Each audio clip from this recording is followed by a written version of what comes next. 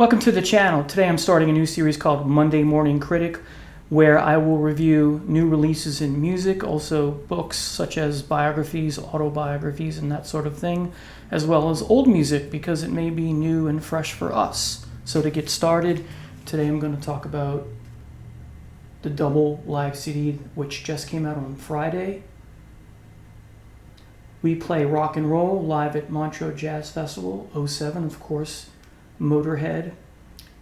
It's during the Kiss of Death tour. You can see behind Mickey D the album cover backdrop for that album.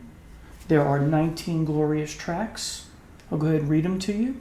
Snaggletooth, Stay Clean, Be My Baby, Killers, Metropolis, Over the Top, One Night Stand, I Got Mine, In the Name of Tragedy, Sword of Glory, Rosalie, the Thin Lizzy song. They do a great cover of that. I'll get back to that in a few minutes. Sacrifice, which has a drum solo in the middle of it. Just 'Cause You Got the Power, Going to Brazil, great song.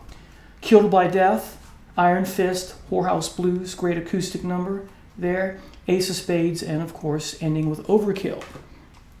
You want them to end with those two songs, right? I do.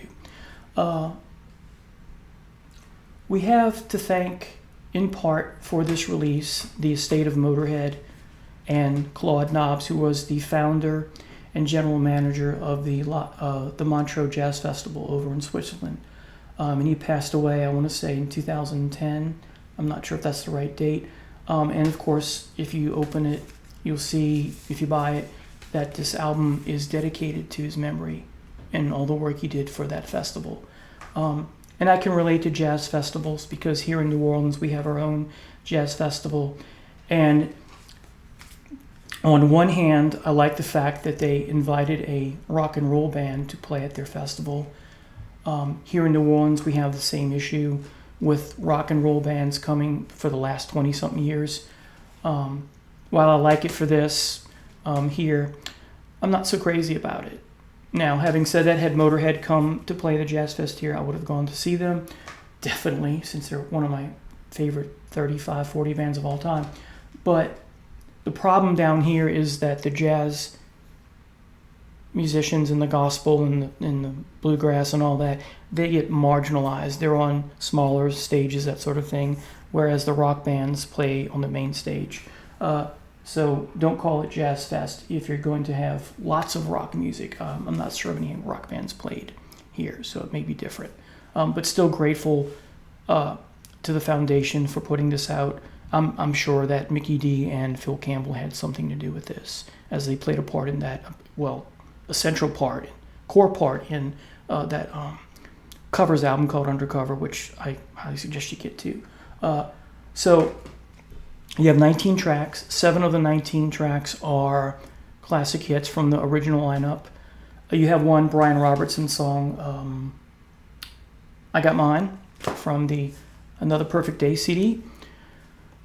Lemmy starts off by saying hello in all 3 languages, native to Switzerland, and then of course he says hello in English, and then they go into the pounding of Snaggletooth, and then it goes straight into Stay Clean after that, which I thought was quite cool. The production and engineering on this album is fantastic. I would say it might set a new gold standard, if you will, of how a live recording should be. I don't know how much it was fiddled with or tampered with at all. Like, Kiss Alive, as everyone knows, that was, tampered with. It's more of a studio record. Some say still love the album. But to me, this sounds like, there's not a whole lot of touch-up. It's just a clean, great recording that the engineers knew what they were doing. Again, I could be wrong, but the production is great. All 3 of the members, Lemmy, Phil Campbell, and Mickey D, sound amazing.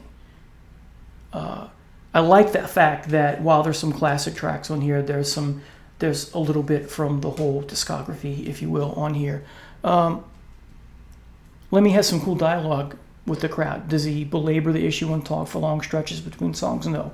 But what he does have to say is quite funny at times and rewarding.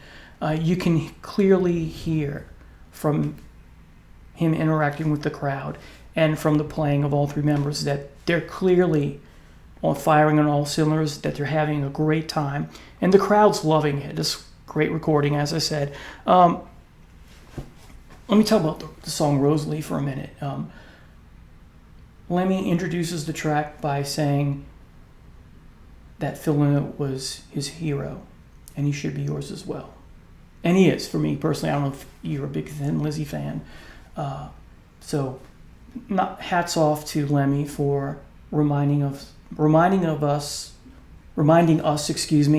of how wonderful Phil was as a musician, as a person, and as an Irishman. He said a black Irishman, so he added that as well. So kudos to Lemmy for making that. There's a drum solo in the middle of the Sacrifice, which is quite cool. The only acoustic number is Whorehouse Blues, third of last song. The Overkill song that they do in part of the encore is like 8 minutes plus, which is quite cool. And there's a nice way that the song ends, which I won't give away.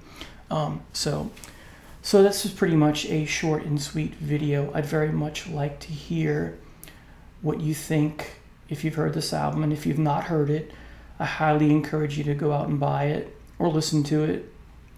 I'll say this, it's well worth the purchase. Here's why.